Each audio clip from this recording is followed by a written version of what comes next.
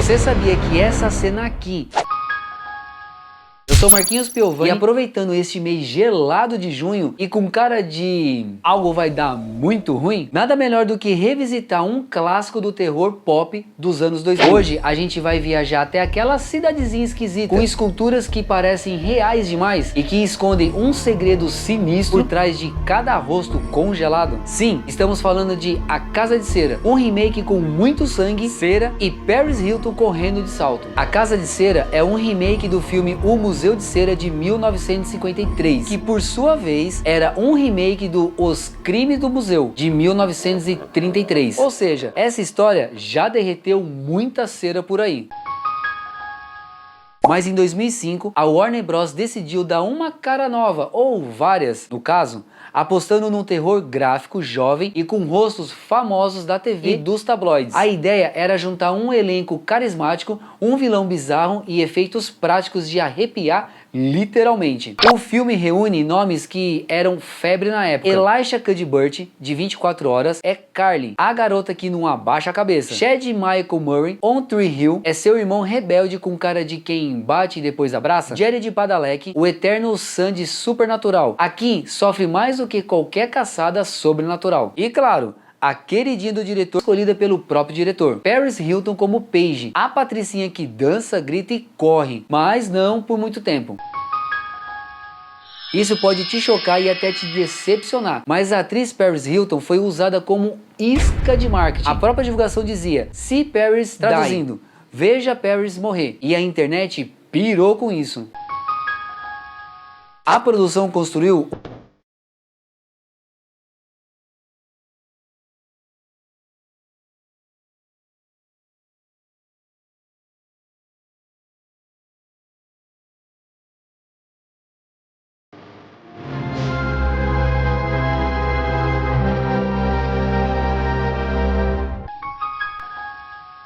couple, you know, definitely try to do as many as I can, but I have a great stunt person who makes me look great.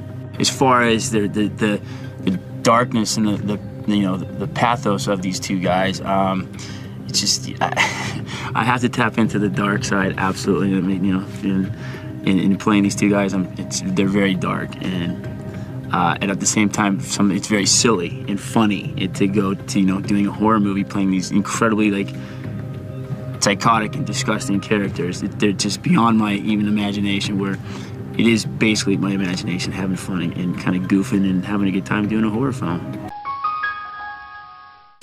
One of the most spectacular things that we did with this movie is we'd built incredible sets before. We built a whole ship for Ghost Ship. We built the interior of the Institute in Gothica. But this one, we built a whole town. You know, as Joel said, if it's just going to be a normal-looking town, we could have done this on a back lot someplace. The location is the service station, where a lot of the action takes place. We've got a church up the end. A lot happens in there. Of course, there's the House of Wax, which is up around the corner, and the Sinclair House. There's so many lights in that town. It is a big job, and we spent a lot of time talking where every lamp in that town would go. There's also 4 kilometres of cable underground that went in before the town was constructed, so that 10 weeks to build, which is fantastic. You know, I don't have a favourite, but I think the church came up as better than what I might be. And you go and you're like, this is a town. I mean, there's like streets and there's curbs and there's cracks in the curbs where little weeds are growing up. Like, I don't understand, but it's really cool. With shop owners and loss of business and things like that. So by being in our own environment, all that was removed. I mean, it was a field before we got there, I think is incredible. You've never seen anything like this before. And I decided the only way to do it was to just create a wax department. And their sole function was just to create these wax figures. There's a movie theater, there's a church, there's stores, shopping. I mean, it's all over the movie. And sometimes they actually created, you know, 3-dimensional wax figures. Sometimes they actually took people and kind of had wax masks made. I mean, it's really complicated. We're taking life casts of different actors and extras that the directors approved, of bodies and heads, and then we turn their heads into silicone heads, airbrush them up to look real but slightly dead looking, and then the eyes go in and the teeth and all the hair punching and all the art finish that makes them look fantastic. And then the clothes go on and they go into position. This is sick. It is sick. It's sick. Look at those people. He's like, oh, this is horrible funeral. Some of them are real. Oh my God. Some of them are movies. Sorry, sir. Na cena final, eles usaram calor que estava sendo usado nas filmagens de A Casa de Cera. Durante um teste de efeitos especiais, o incêndio foi causado por uma vela acesa, tendo destruído completamente o estúdio. A candle-burning scene from the Paris Hilton movie, The House of Wax, started the inferno. Jared Padalecki ficou horas imobilizado com camadas de silicone e cola no rosto. Ele revelou em entrevistas que foi a experiência mais desconfortável de sua carreira. Os vilões gêmeos foram inspirados em histórias reais. Os antagonistas Bo e Vincent lembram casos de irmãos com deformidades que viraram lendas urbanas. A produção se inspirou em arquivos médicos bizarros do século XIX. O filme custou cerca de 40 milhões de dólares e arrecadou mais de 70 milhões ao redor do mundo. Mesmo com críticas mistas, virou hype entre os fãs de slasher por seus efeitos práticos e mortes criativas. Vamos relembrar cenas memoráveis. E de cara, a cena da morte de Blake, namorada de Paris Hilton. É um banho de violência seca. E não é que funcionou? O personagem Vincent recebeu este nome em homenagem a Vincent Price, que estrelou a versão original do filme. O filme foi indicado ao Teen Choice Awards. Sim, é sério. E a Paris ganhou como cena mais assustadora, o que, convenhamos, é uma vitória digna. A Casa de Cera pode não ter ganhado prêmios, mas ganhou o coração ou os pesadelos de uma grande geração. E se você assistiu achando que ia ser só mais um terrorzinho bobo, barato, foi surpreendido com cenas aterrorizantes, tensão real e uma direção de arte caprichada. The next challenge was building the House of Wax.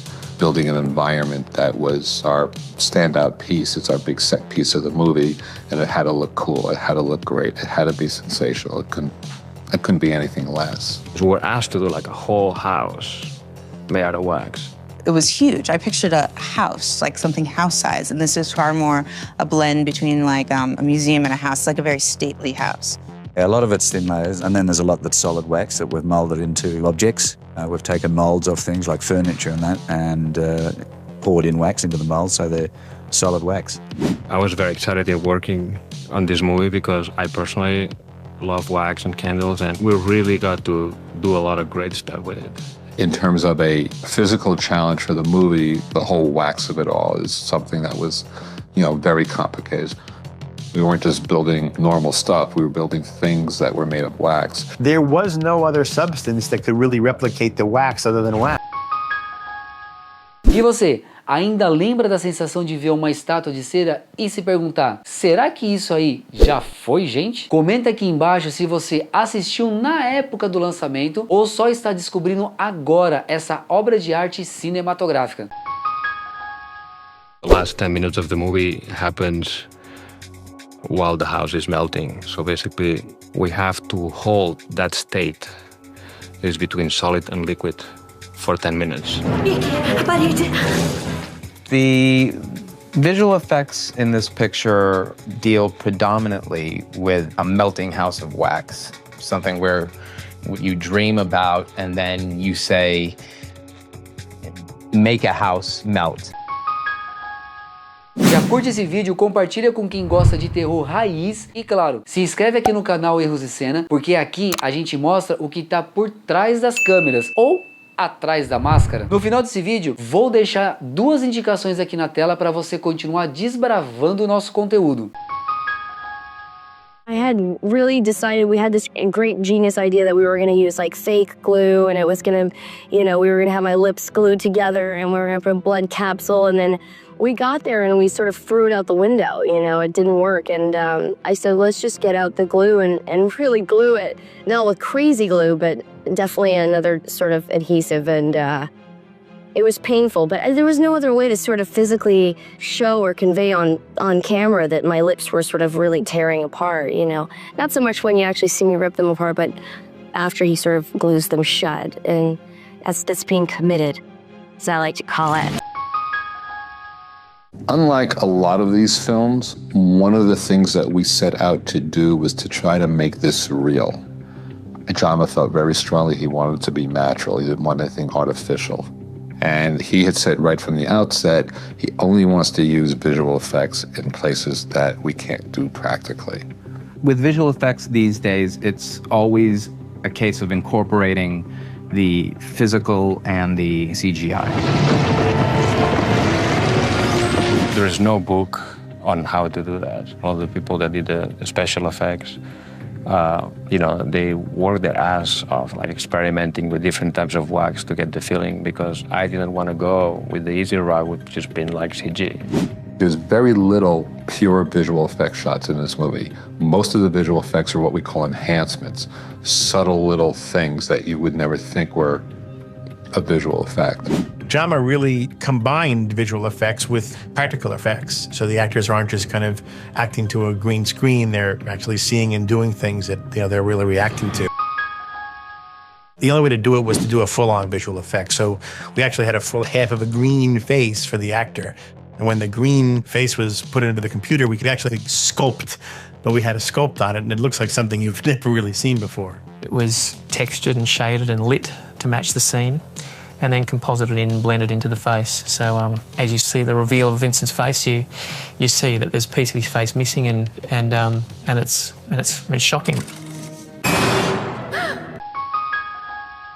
Espero que vocês tenham curtido o vídeo de hoje. Cuidado com cidades que não aparecem no seu GPS. Até o próximo take.